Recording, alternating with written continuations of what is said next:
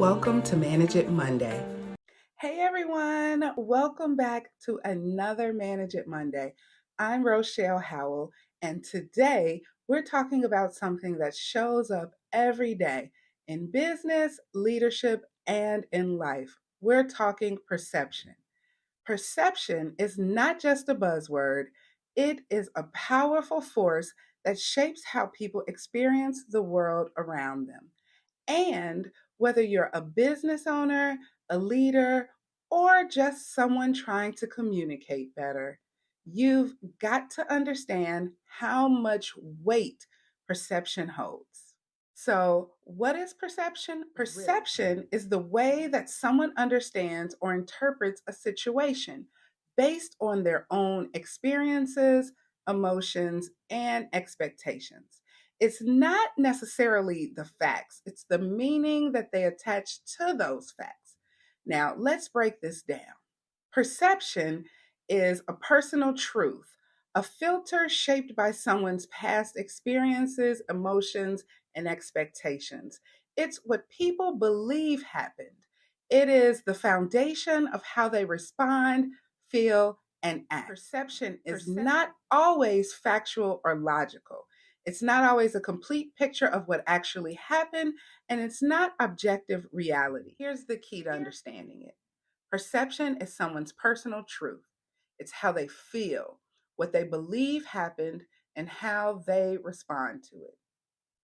It becomes the foundation for how they act, speak, or show up. Just because it isn't factual doesn't mean it isn't real. Their perception becomes your reality when you're trying to lead, resolve conflict, or create better experiences. You can't ignore their perception. You have to meet people where they are, and that starts with how they experience the moment. Why does perception even matter? Because people don't react to what is, they react to what they believe is happening. And that belief shapes their entire experience.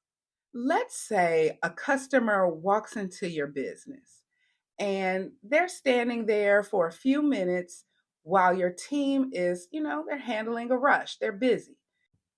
Someone will be with them soon, but, if they feel like no one acknowledged them, if they feel invisible, then that is the experience they take with them. And it doesn't matter if your team was doing everything possible, everything in the right way behind the scenes.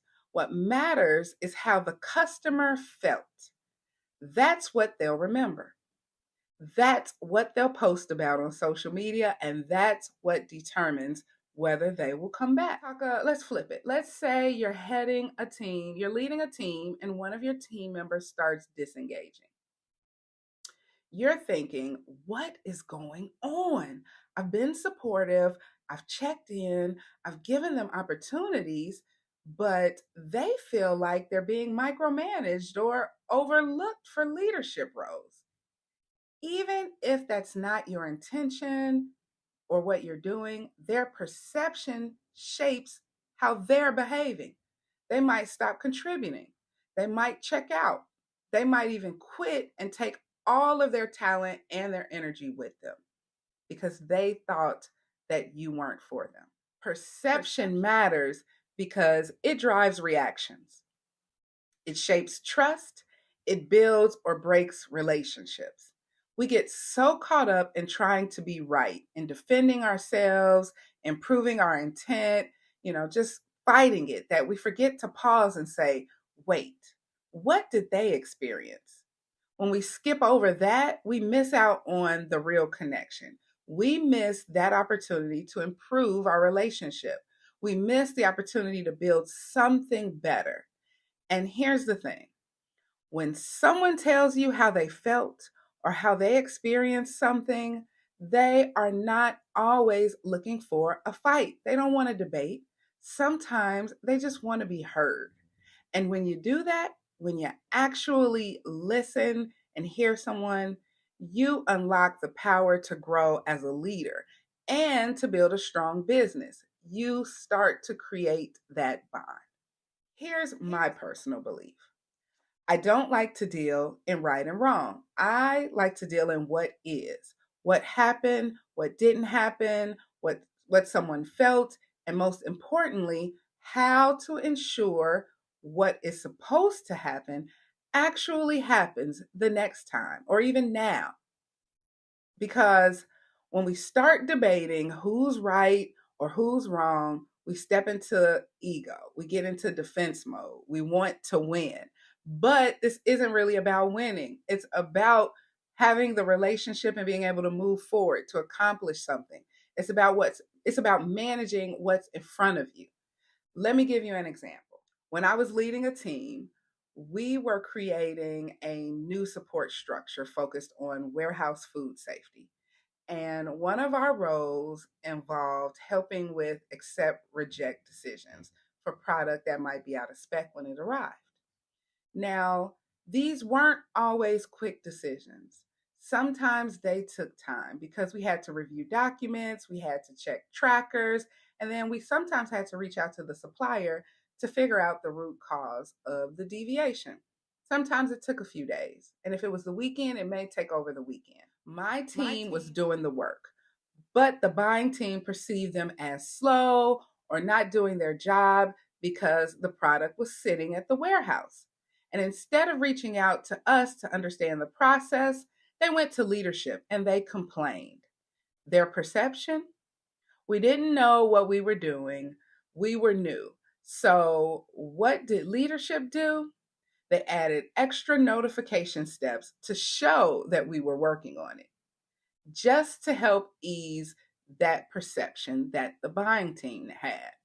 Now I had to turn around and bring these new steps to my team. But their perception of what I was bringing was that the business was kind of beating up on them, that they were being micromanaged, that they weren't trusted, didn't know what they were doing. Neither side was wrong. Both sides were reacting to their own perception. And I had to step in and manage in the middle. I had to acknowledge my team's frustration, but I also had to look for process improvements. Was there anything we can do to move things faster or to ease the tension or to communicate better? And at the same time, I had to advocate for less micromanagement from leadership and for them to have more trust in our process. It took a while and I didn't win most of those battles, but that's what it looks like to deal in what is, not looking at who's to blame or what's right. We just looking at what happened, what didn't happen, and what we can do to make the experience better for everyone involved. Because perception, when you leave it unmanaged, it can kill trust on both sides. It can kill motivation and collaboration. But when you meet it head on, then you can create solutions instead of more conflict. So, what do you do when someone's perception is creating conflict? Step one, you acknowledge it. Don't debate it, don't fight. Acknowledge what they felt or experienced. Listen to them, even if it's hard, even if it feels off to you. Just let them know their experience matters for you to hear it. Step two, then allow space for emotions. Don't get caught up in defending your actions, okay? They may be upset. Just listen. Ask questions, be curious, not combative. Digest it all. Take it in, digest it. And step three, ask what would help this move forward? What would help them feel better or clear up this situation? How could it be done differently next time? Okay. And then let's say a team member says, I didn't feel supported, and you've been showing up for them. Pause and ask them, what does support look like to you? You might find a gap that you didn't even realize. It may hurt, but you may have a gap and something you can work on. And then when it's a customer, sometimes it's just about giving them a good experience, not proving your point. Yes, you did it all right and it was on them, but you don't have to beat them over the head with it. Just give them a free dessert and make them feel good. But here's the part we don't talk about enough. You, as the leader, or the person in the middle of all of this, you do have feelings yourself. And it's okay to feel frustrated, misunderstood, or even hurt when someone's perception paints you in a way that you don't agree with. Okay. You may not recognize it, but acknowledging their experience doesn't mean erasing your own. It just means that there's difference. And then this is where boundaries and clarity come in. You can say, that wasn't my intention, and I'm sorry it came across that way, while still knowing that your heart was in the right place. You're not wrong because someone felt differently than you. You're just managing the disconnect because it's about the end goal. Now, Brene Brown, she's done a lot of research on vulnerability and leadership. And she talks about how holding space for hard conversations requires emotional boundaries. It's not about taking everything personally at all. It's about showing up with courage, clarity, and curiosity to move it forward. So give yourself some grace too when you show up and how you feel. Just because you're leading through it doesn't mean it's easy for you or them.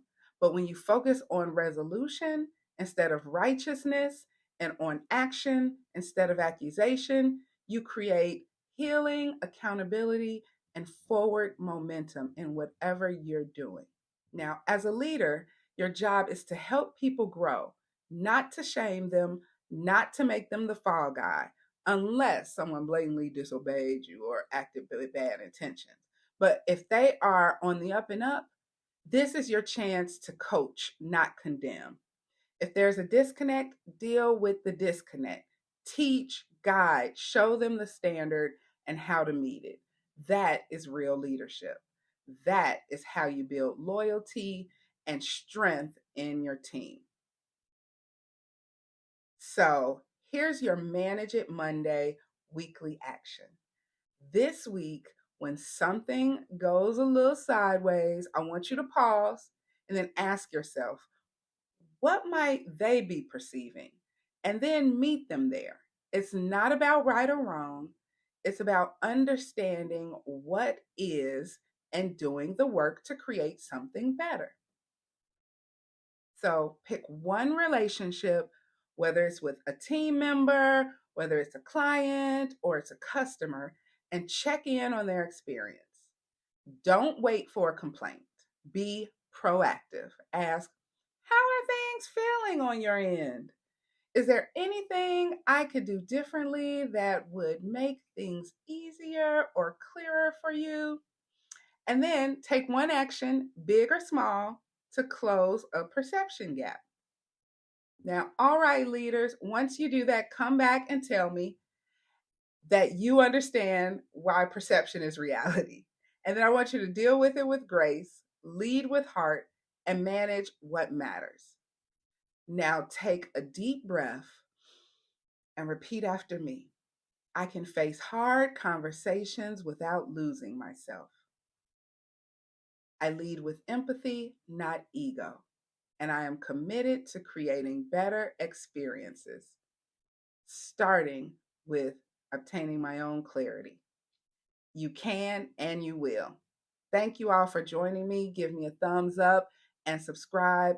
And I send you positive energy for the rest of your week. I'll see you next Monday.